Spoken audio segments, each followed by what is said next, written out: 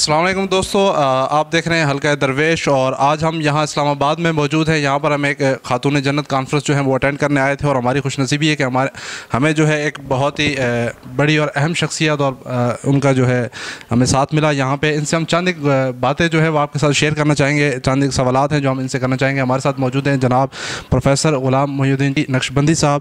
السلام علیکم سر۔ وعلیکم السلام ورحمۃ اللہ وبرکاتہ۔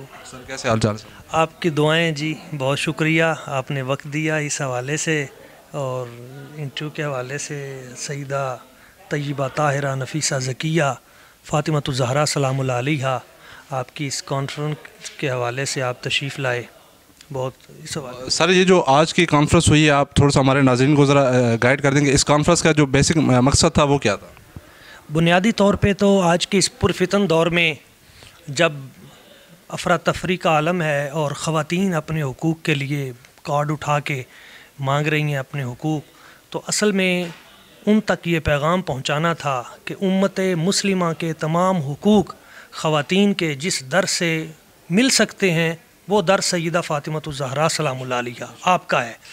بنیادی طور پہ اگر ہم دیکھیں تو سیدہ پاک ہمیں مساوات کا درس دیتی ہیں۔ آج جب ملازموں کو گاڑی کی ڈگیوں میں بٹھا کر جانوروں کے ساتھ لوگ ڈرائیو کرتے ہیں تو سیدہ پاک کی سیرت ہمیں بتاتی ہے کہ نہیں، آپ نے سیدہ فضہ کے ساتھ، اپنی خادمہ کے ساتھ جو حسن سلوک کیا تھا، ہمیں اپنے خادموں کے ساتھ ان کے ساتھ یہ سلوک کرنا چاہیے۔ اسی طرح شرم و حیا کا پیغام سیدہ پاک نے اس معاشرے کو جو عطا کیا۔ دنیا سے آپ جا رہی تھیں اور آپ وصیت فرما رہی تھیں کہ جب میں دنیا سے چلی جاؤں تو میرا نماز جنازہ رات کی تاریکی میں اٹھایا جائے تاکہ کوئی مجھے دیکھ نہ سکے۔ یہ ان کا شرم و حیا کا پیغام ہے اس معاشرے کو جس چیز کی سب سے زیادہ ضرورت ہے۔ تو آج کے معاشرے میں سر جو ہماری جو خواتین نے، آپ نے دیکھا ہوگا جیسے ایک چلا ہوا ہے لبرلزم کا سسٹم، کچھ عرصہ پہلے جو ہے وہ کارڈز، پلے کارڈز وغیرہ کا جو سسٹم چلا ہوا تھا، تو خواتین کے لیے جو اسلام میں حکم ہے اس پہ تھوڑی سی آپ روشنی ڈال دیں کہ وہ کیا چیز؟ میرے خیال میں ان کو سب سے پہلے قرآن و حدیث کا مطالعہ کرنا چاہیے اور اس سے بھی ساتھ سیدہ پاک کی سیرت کا مطالعہ کرنا چاہیے۔ میں نے دیکھا ایک کارڈ یہ بھی تھا کہ شوہر کو خطاب تھا، آپ اپنا کھانا خود گرم کریں۔ دیکھیں، دونوں ہاتھوں سے تالی بجتی ہے، گاڑی کے تمام پہیے ٹھیک ہوں تو پھر گاڑی چلتی ہے۔ اگر معاشرے میں آپ نے بیلنس رکھنا ہے تو مرد باہر کے سارے کام عورت کے لیے کر کے آتا ہے اور پھر اس کو اگر کھانا بھی نہ ملے۔ سیدہ پاک کا یہاں پہ پیغام کیا ہے؟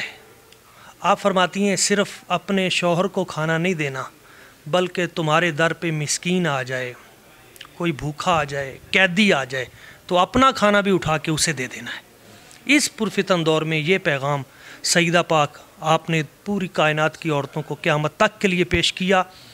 اور دوسرا آپ کی سیرت میں جو خوبصورت پہلو ہے وہ صبر کا ہے۔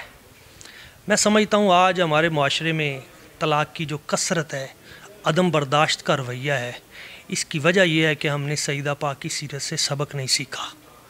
وہ صابرہ تھیں، ان کی نسل میں آگے صبر موجود ہے، پہلے ان کے خاندان میں جو ہمیں صبر ملتا ہے وہ آج ضروری ہے۔ قوت برداشت لوگوں میں کم ہو رہی ہے، قوت برداشت کا درس ہمیں کہاں سے ملے گا؟ اسی در سے ملے گا۔ تو اگر ہم چاہتے ہیں کہ ہمارا معاشرہ بچ جائے اور یہ فتنہ و فساد آنے والے دنوں میں، مستقبل میں یہ جس قوم کو جس طرف لے جانا چاہ رہے ہیں، وہ یقین مانیے افراتفری کا رستہ ہے، وہ معاشرے میں فحاشی کا رستہ ہے، وہ ان لوگوں کا رستہ ہے جن کو یہ بھی نہیں پتہ ہوتا کہ ہمارے بڑے کون ہیں۔ تو ہم الحمدللہ مسلمان ہیں، یہ ملک اسلام کی بنیاد پہ معرض وجود میں آیا۔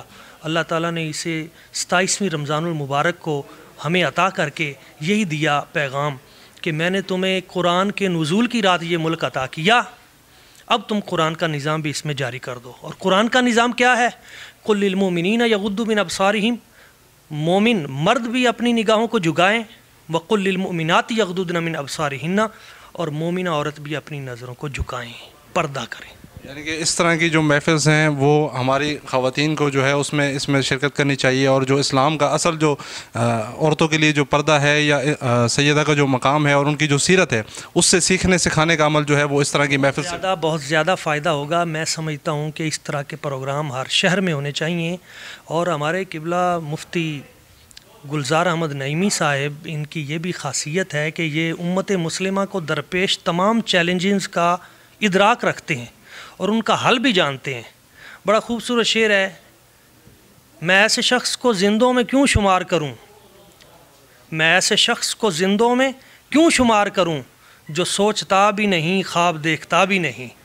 تو قبلہ مفتی صاحب سوچتے بھی ہیں، خواب بھی رکھتے ہیں، اور اس خواب کی ایک تعبیر آج ہم نے دیکھی کہ اس میں تمام مسالک کے علماء اور تمام شعبہ ہائے زندگی کے افراد ان کی نمائندگی موجود تھی، اور سب کے سب اس بات پہ متفق تھے کہ اگر ہم اپنے معاشرے کو، اس ملک پاکستان کو جو اسلام اور قرآن کے نام پہ معرض وجود میں آیا ہے، اس کو بچانا چاہتے ہیں تو اس کے لیے ہمیں خاتون جنت کانفرنس، خاتون جنت کا نقش قدم، ان کی سیرت، یہ خود بھی پڑھنی ہوگی، آگے پڑھانی بھی ہوگی۔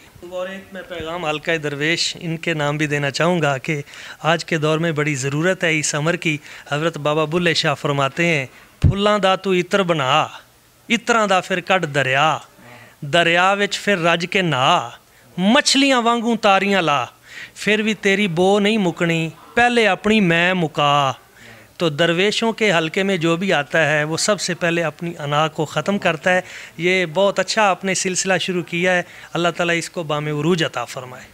جی ناظرین، آپ نے جو ہے وہ جناب حضرت پروفیسر غلام محی الدین نقشبندی صاحب کی گفتگو آپ نے سنی، تو بہت ہی احسن انداز میں اور بہت ہی پیارے انداز میں جو ہے انہوں نے ہمیں سمجھایا کہ آج کی جو اس محفل کا مقصد تھا وہ کیا تھا، خواتین کے حوالے سے اور ہمارے جو معاشرہ ہے اس کے حوالے سے۔ ہم جو ہے بہت شکر گزار ہیں پروفیسر صاحب کے کہ انہوں نے جو ہے وہ ہمیں اپنا قیمتی ٹائم دیا، اور آپ لوگوں سے امید ہے کہ آپ کو جو ہے وہ ان کی گفتگو سمجھ آئی ہوگی۔ مزید آپ کا کوئی سوال ہو تو آپ نیچے کمنٹ باکس میں ہم سے شیئر کر سکتے ہیں۔ مزید اس طرح کے پروگرامس دیکھنے کے لیے جو ہے ہمارا یوٹیوب چینل اور آفیشیل فیس بک پیج جو ہے وہ ضرور لائک کر لیں۔